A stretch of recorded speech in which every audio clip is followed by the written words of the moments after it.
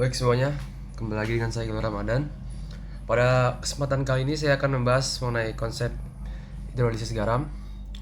Kalian bisa lihat pada tabel yang saya buat tentang hidrolisis garam. Jadi hidrolisis garam itu adalah campuran antara asam kuat basa kuat, asam kuat basa lemah, asam lemah basa kuat, dan asam lemah basa lemah. Kalau yang kita lihat pada tabel nomor 1, asam kuat dengan basa kuat itu akan menghasilkan sifat netral, yaitu pH sama dengan 7. Contoh garamnya adalah NaCl dan hidrolisisnya itu tidak dapat terhidrolisis. Terus yang kedua, asam kuat dan basa lemah, yaitu akan cenderung sifat garamnya akan ke asam karena pH-nya itu kurang dari 7, karena emang asam kuat itu lebih dominan daripada basa lemahnya. Jadi contoh garamnya adalah NH4Cl, hidrolisisnya parsial. Yang ketiga, asam lemah basa kuat. Ini sifat garamnya adalah basa, pH-nya lebih dari 7 karena emang kuat, yang basa itu lebih kuat daripada asam. Jadi contoh garamnya adalah KCN, hidrolisis parsial. Yang nomor 4, asam lemah basa lemah, itu sifat garamnya tergantung dengan Ka dan Kb. Contoh garamnya adalah CH3CONH4, hidrolisisnya itu hidrolisis total. Baik semuanya, saya akan menjelaskan mengapa tadi bisa tidak dapat terhidrolisis, bisa dikatakan sebagai hidrolisis parsial atau sebagian, bisa juga dikatakan dengan hidrolisis total. Jadi caranya yang tadi adalah asam kuat dengan basa kuat, asam kuat dan basa kuat. Itu kan hidrolisisnya tadi adalah tidak dapat terhidrolisis.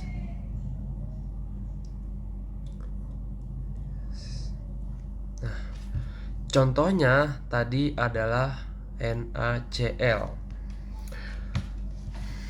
Kenapa ini tidak dapat terhidrolisis? Karena kembali lagi, pembentukan dari NaCl itu adalah campuran pembentukan itu adalah campuran dari HCl ditambah dengan NaOH. Itu akan menghasilkan NaCl plus H2O. Nah ini, terus aksi ionisasinya itu NaCl itu akan menghasilkan Na plus sama Cl min. Seperti yang kita ketahui ketika kita hidrolisis,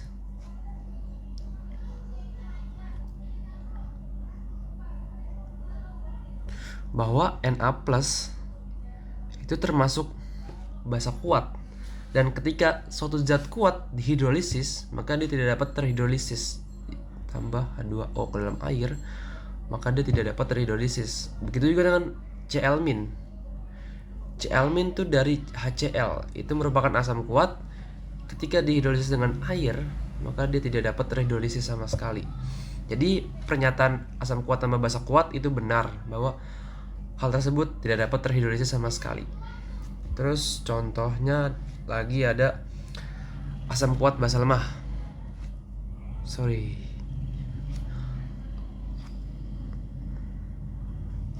Asam kuat basa lemah. Asam kuat basa lemah itu kan parsial, atau bisa kita sebut juga terhidrolisis sebagian. Seperti yang tadi kita katakan bahwa asam kuat dengan basa lemah itu contohnya adalah NH4Cl. Nah, pembentukan dari NH4Cl itu sendiri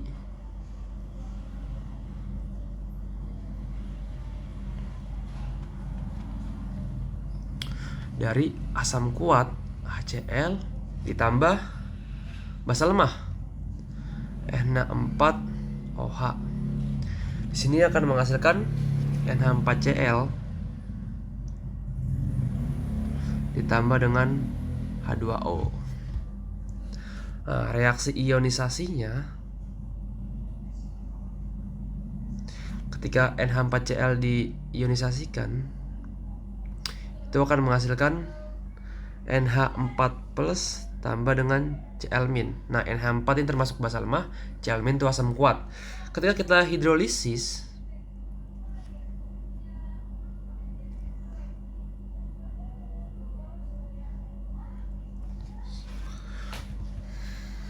maka NH4 ditambah dengan H2O, dia dapat bereaksi jadi NH4OH ditambah H+, karena dia termasuk NH4 termasuk basa lemah.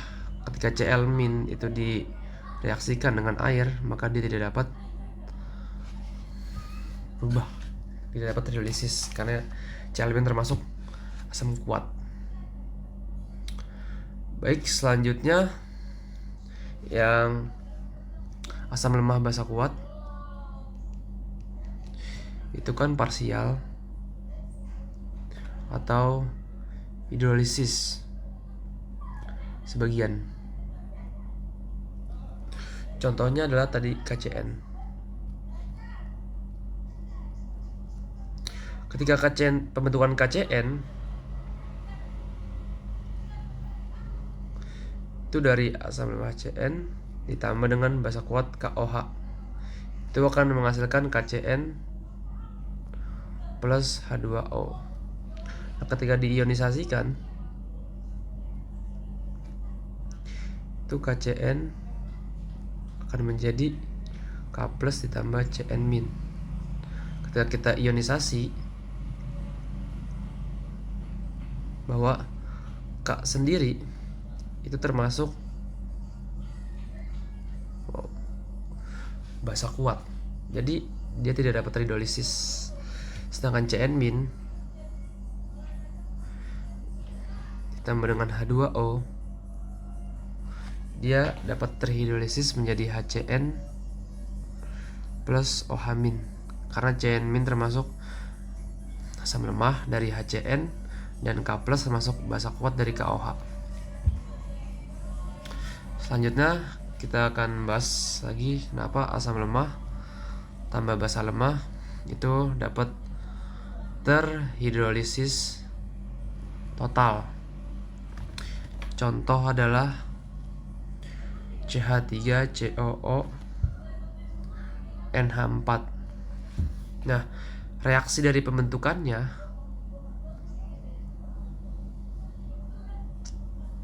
itu adalah dari CH3COOH yang termasuk asam lemah ditambah dengan NH4OH yang termasuk asam lemah juga.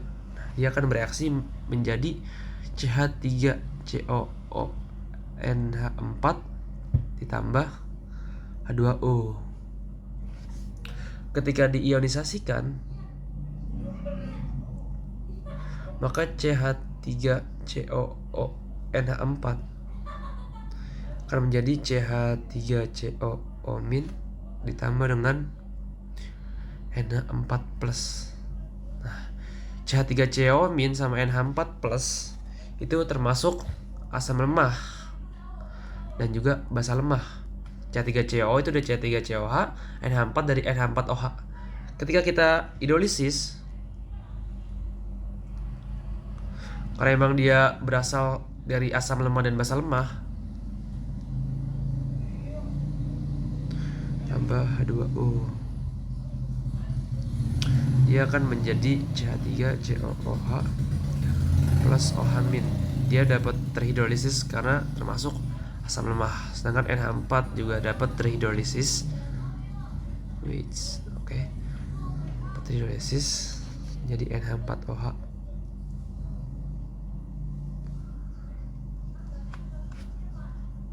OH plus H plus.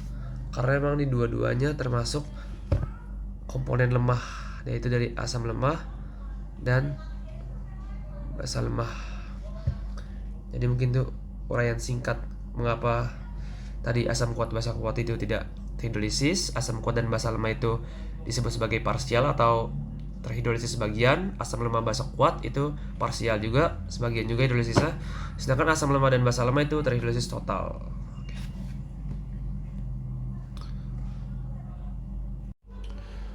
Baik, selanjutnya kita mempunyai contoh soal Urutan garam di bawah ini yang memiliki pH di atas 7. Berarti pH garam tersebut adalah basa. Nah, kalau basa tadi itu caranya adalah asam lemah harus dicampur dengan basa kuat. kita bedah satu-satu soal ini. Dari CH3COONH4 ini ketika di ionisasikan akan menghasilkan CH3COO O- sama NH4. Nah, kedua zat ini termasuk komponen lemah. Ini dari asam lemah dan juga NH4 dari basa lemah. Berarti yang A itu tidak bisa. K2SO4 selanjutnya adalah K2SO4.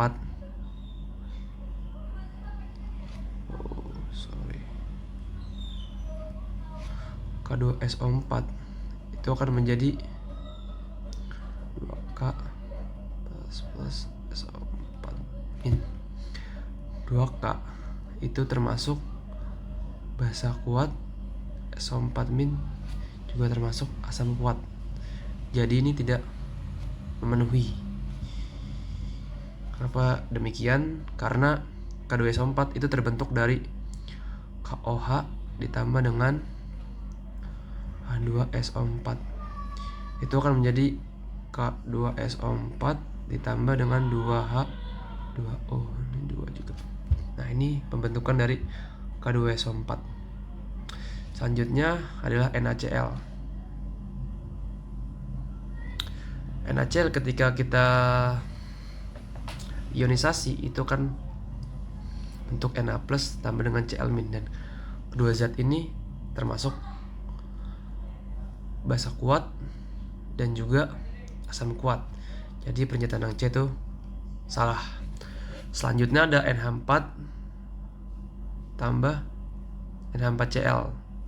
Itu ketika kita ionisasi akan menghasilkan NH4 plus tambah dengan Cl-. NH4 plus itu termasuk basa lemah, Cl- itu termasuk asam kuat. Jadi ini termasuk pH asam, bukan pH basa. pH basa itu di atas 7, pH asam di bawah 7. Oke. Jadi opsi yang paling benar adalah yang C jawabannya. Kenapa? Karena ketika KCN kita hidrolisis itu akan menghasilkan K+ ditambah dengan Cn-. Nah, ini termasuk basa kuat. Sedangkan Cn- itu dari asam lemah HCN. Ini dari KOH. Jadi dua-duanya bereaksi membentuk namanya KCN, larutan KCN. Jadi opsi yang benar adalah yang E. Selanjutnya kita akan membahas mengenai titrasi asam basa. Kita mulai pengenalan dulu. Titrasi, apa itu titrasi? Titrasi adalah sebuah prosedur yang dilakukan untuk menentukan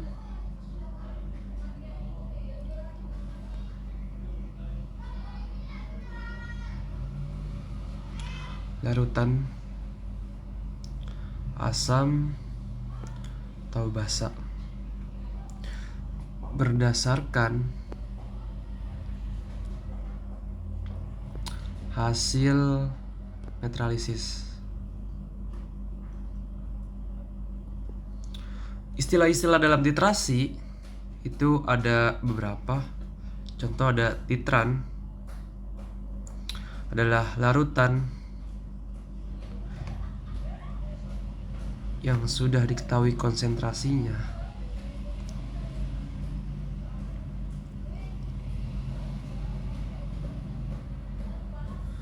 selanjutnya ada titrat adalah larutan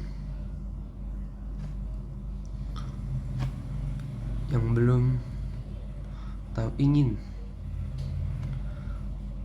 diketahui konsentrasinya. Selanjutnya ada titik ekuivalen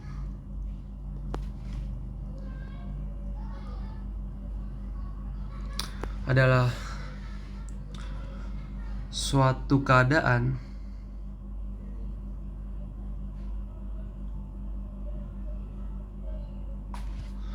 antara asam dan basa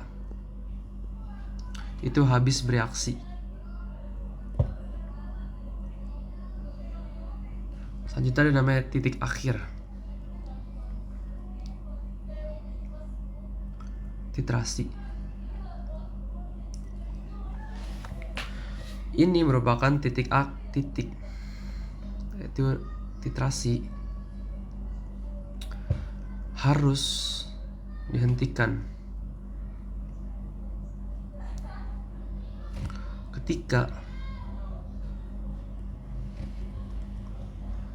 larutan mengalami perubahan warna.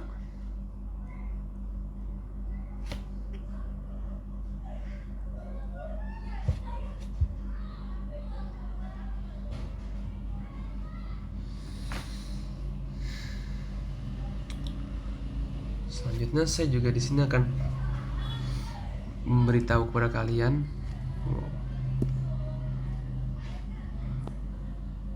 rumusnya.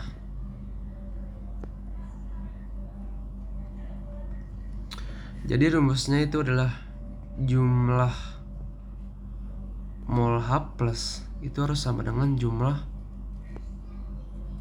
mol OH min. Dimana di sini bisa kita turunkan valensi asam dikali dengan mol asam itu akan sama dengan valensi basa dikalikan dengan mol basa. Dan di sini bisa kita turunkan lagi, jadi valensi asam dikali dengan molaritas dikali dengan volumenya, volume asam itu akan sama dengan valensi basa dikali dengan molaritas basa dikali dengan volume basa. Jadi ini adalah rumus dari titrasi asam basa yang harus kalian ketahui. Selanjutnya kita memiliki soal larutan H2SO4 sebanyak 20 ml belum diketahui konsentrasinya, kemudian dititrasi dengan larutan NaOH 0,1 molar dengan menggunakan indikator PP. Pada saat volume NaOH tepat 30,2 mili, warna indikator mulai berubah. Tentukan konsentrasinya. Di sini kita mengetahui ada dua larutan, yaitu H2SO4 dan juga NaOH. Kita ketahui dulu valensi dari H2SO4 itu adalah 2. Kenapa 2? Karena ion H-nya di sini ada 2, yaitu H2SO4. Jadi kita tulis 2 di sini. Terus juga kita ketahui volume dari H2SO4 itu adalah 20 mili. Sedangkan molaritas dari H2SO4 itu belum kita ketahui sama sekali. Ini yang mau kita cari. Yang dicari. Sementara NaOH itu memiliki molaritas valensi sebanyak 1. Karena OH min di sini cuma 1. Terus valensinya adalah volumenya adalah 30,2 mili. Sedangkan molaritasnya adalah 0,1 molar. Di sini kita mencari konsentrasi H2SO4 dengan menggunakan rumus yang tadi, yaitu A dikali dengan molaritas asam dikali dengan volume asam akan sama dengan B dikali dengan molaritas basa dikali dengan volume basa. Di sini kita ketahui bahwa A-nya atau valensi asamnya itu 2, M-nya belum diketahui, dikali dengan 20 akan sama dengan 1 dikali molaritasnya 0,1 dikali dengan 30,2. 2 kali 20 adalah 40 MA akan sama dengan 0,1 kali 30,2 itu 3,02. 3,02 dikali 1 itu hasilnya 3,02. Jadi molaritas yang kita dapatkan adalah 3,02 dibagi dengan 40. Maka molaritas asam dari H2SO4 kita dapatkan sebesar 0,0755 molar. Baik teman-teman, di sini saya akan melanjutkan dalam perakiraan. Oh, tidak bisa. Oke. Perakiraan pengendapan. Kita mulai dengan definisi terlebih dahulu, yaitu membandingkan harga.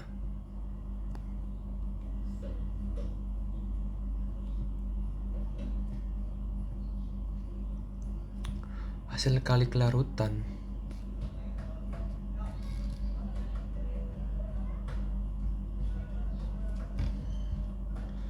ion atau KSP. Bukan KSP, ion atau C. Yang terdapat dalam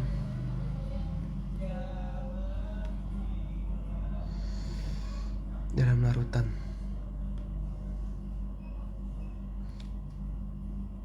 dengan harga KSP.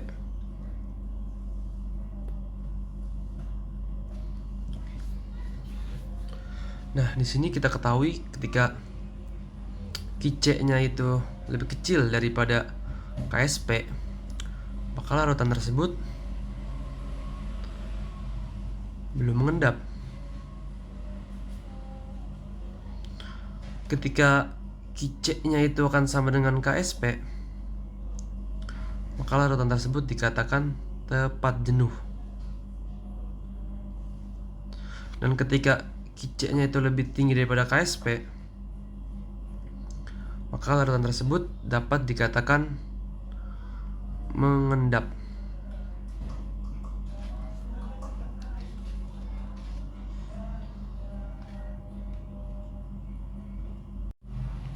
Baik semuanya, untuk lebih paham, selanjutnya kita ada contoh soal. Sebanyak 200 ml larutan PbNO3 2 itu 0,1 molar dicampur dengan 300 ml larutan Ki 0,1 molar. Jika KSP PbI2 sama dengan 8 kali 10 pangkat min 9, apakah PbI2 yang terbentuk akan mengendap? Jadi kita cari dulu, di sini adalah campuran. Kita reaksikan terlebih dahulu antara PbNO3 2 kali dengan Ki. Itu kan akan menghasilkan PbI2 tambah 2KNO3. Ini 2. Oke.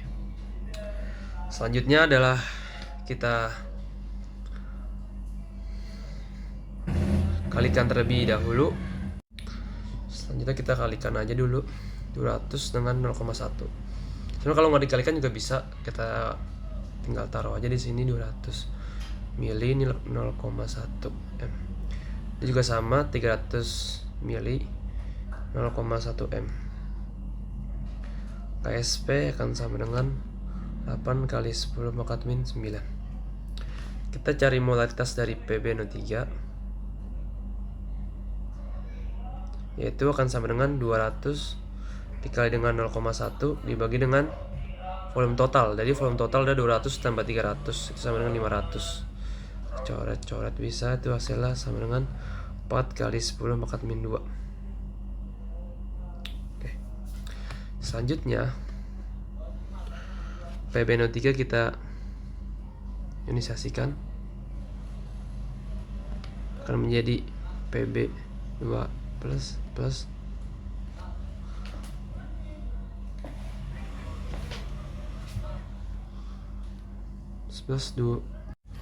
Pb2 plus 2NO3. Kita melakukan perbandingan koefisien. Ini pangkat 1, jadi tetap 4 kali 10 pangkat min 2. Ini 4 kali 10 pangkat min 2. Ini nggak usah. Kenapa nggak usah? Karena yang dicari cuma PbI2 doang. PbI2 saja. Jadi kita harus mereaksikan antara Pb sama dengan I nanti. Selanjutnya kita akan cari molaritas dari larutan Ki. Itu akan sama seperti tadi rumusnya, 300 dikali dengan 0,1 dibagi dengan volume total. Volume totalnya 500 dibagi itu akan hasilnya 6 kali 10 pangkat min 2 molar. Ini sama seperti yang ini, kita melakukan perbandingan koefisien. KI itu ketika dihidrolisis akan menghasilkan K plus tambah dengan I min. I min. Ya kan hasilnya sama saja karena memang pangkatnya sama 1 min 2. 6 kali 10 pangkat min 2. Jadi ini yang kita ambil. Jadi cara kita mengetahui PBI2 adalah tinggal kita hidrolisis saja. PBI2 itu terdiri dari ion Pb plus sama ion 2I imin. PB plus sudah kita ketahui adalah 4 kali 10 pangkat min 2. Terus 2I nya sudah kita ketahui juga, I nya 6 kali 10 pangkat min 2. Nah ini kita kuadratkan, ini pindah jadi kuadrat. Itu hasilnya akan sama dengan ini step ini jadi 36 kali 10 pangkat min 4. Itu ketika dikalikan hasilnya akan sama dengan 144 dikali 10 pangkat min 6, atau bisa kita sederhanakan menjadi 1,44 kali 10 pangkat min 4. KC nya adalah 1,4 kali 10 pangkat min 4. Dan PBI2 nya KSP PBI2 itu sama dengan 8 kali 10 pangkat min 9. Jadi dapat kita ketahui bahwa 1,44 kali 10 pangkat min 4 itu nilainya akan lebih besar daripada 8 kali 10 pangkat min 9. Maka PBI yang terbentuk akan mengendap. Jawabannya iya, bahwa PBI tersebut akan mengendap karena nilai KC nya itu lebih tinggi daripada KSP. Jadi larutan ini itu adalah mengendap. Baik, mungkin cukup sekian pembahasan saya mengenai materi-materi kimia tadi, konsep hidrolisis, titrasi asam basa, dan juga adalah perakhiran pengendapan. Mungkin kalau emang kalian ada kritik saran, silahkan dikritik dan berikan sarannya, mudah-mudahan akan membangun pribadi saya yang lebih baik lagi. Terima kasih atas perhatian kalian. Wassalamualaikum warahmatullahi wabarakatuh.